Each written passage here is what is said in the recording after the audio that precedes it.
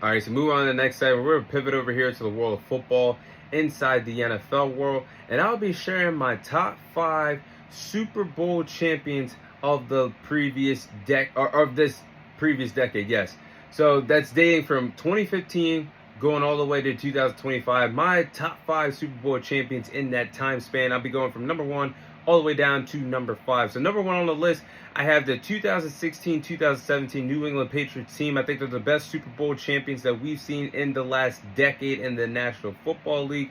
Now, this year in 2016-2017, the New England Patriots finished with an outstanding record of 14 wins, 2 losses, and they had the best point differential of any Super Bowl champion since 1999 in the 2016-2017 season. The defense only allowed 15 points per game. Matt Patricia dialed up the best defensive style that he did in the National Football League. That led to him being a part of the Detroit Lions as their head coach for a brief moment.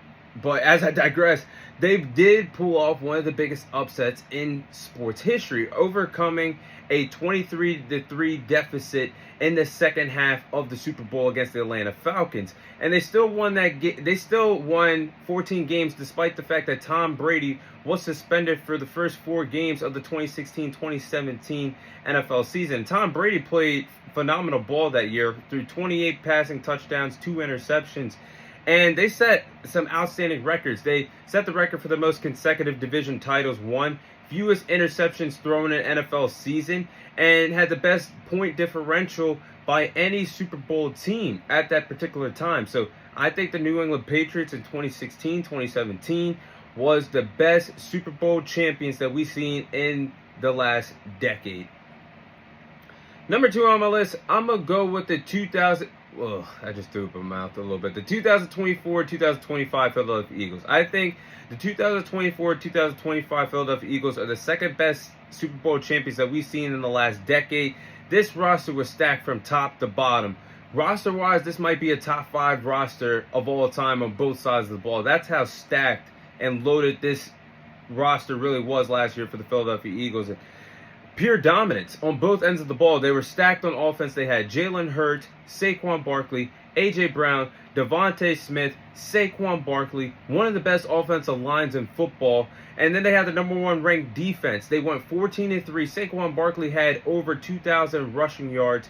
And this shit would have never happened if it wasn't for the New York Giants just throwing away Saquon Barkley in NFL free agency, not even trying to trade him or get anything out of having one of the best running backs in the league, but they crushed everyone in their path in the playoffs. Other than the Los Angeles Rams that put up a fight in the divisional round, they cruised past the Green Bay Packers. They demolished and dominated the Washington Commanders in the NFC Championship, and they steamrolled the Kansas City Chiefs, trying to go on a three-peat, the first ever three-peat in NFL history. So this Eagles team from last year, it makes me sick as a Dallas Cowboys fan, but I got to give credit where credit is due. I think they were one of the best teams of the last decade, second best Super Bowl champion that we've seen in of this decade.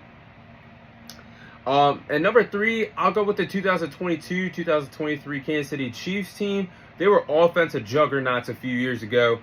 And they won a Super Bowl after they traded their number 1 star wide receiver in Tyreek Hill, which is absolutely bizarre and mind-boggling.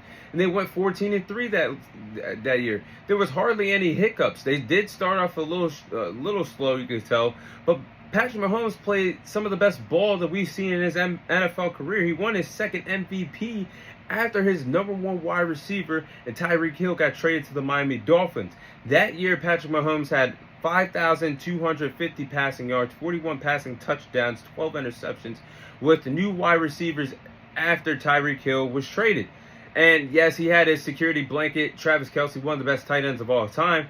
But Travis Kelce doesn't play the receiver position. He had to learn how to throw the ball to these new receivers like Kadarius Toney, Juju Smith, and Sky Moore. And in close game, they were in some close games / dogfights in the playoffs that year. They defeated the Jacksonville Jaguars in the divisional round. Mind you, that's the game that Patrick Mahomes was dealing with that ankle injury. Got injured in the first quarter of that game. second quarter, missed the entire second quarter, but then he played the rest of the game and helped them defeat the Jacksonville Jaguars. Then defeated Joe Burrow and the Cincinnati Bengals in the AFC Championship, and they were in a true dogfight against the Philadelphia Eagles in the Super Bowl that year. That game came down to the wire, the final minute of the game. But I gotta say, that was a phenomenal team that year. They're number 3 on my list. At number 4, another Eagles team. I would the 2017-2018 Philadelphia Eagles team here at number 4.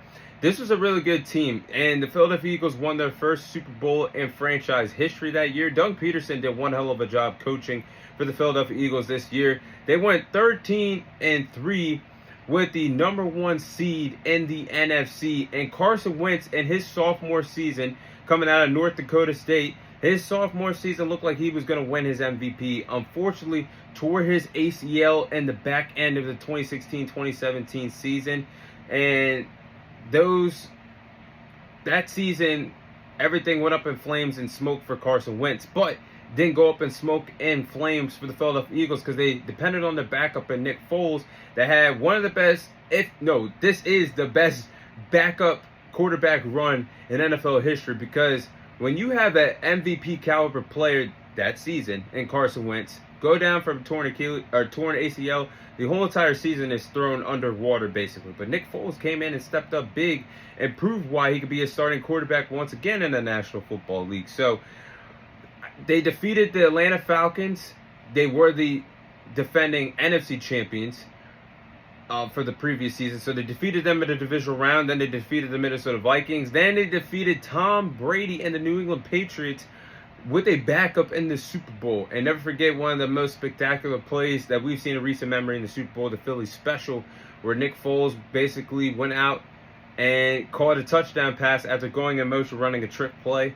But that Philadelphia Eagles team, they're number 4 on my list. Special team, special unit from that year. And at number 5, I'll put the 2019-2020 Kansas City Chiefs team on here. They won their first Super Bowl in 50 years that year. So it was very special to be a Kansas City Chiefs fan. They finished the regular season with 12 victories, 4 losses.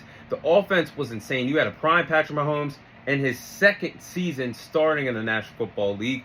Tyreek Hill, Travis Kelce in their primes, and Andy Reid, the offensive genius, one of the best head coaches in NFL history, dialing up the plays, having one hell of a time on the sidelines. But the defense actually began to improve as the season went on as well. They progressed, and they had some big comebacks in the playoffs. Remember, in that divisional round against the Houston Texans, when Deshaun Watson was the starting quarterback, they found themselves down 24-0, coming all the way back and scoring 50-plus points in that game. Then they came back against the San Francisco 49ers in the Super Bowl that year. They were down by 10 with 7 to 6 minutes left in that ball game, and Patrick Mahomes and company won their first Super Bowl. And that was the kickoff, the dynasty that is happening right now with the Kansas City Chiefs. But those are my thoughts on the best 5 Super Bowl teams that we've seen in the last decade in the National Football League.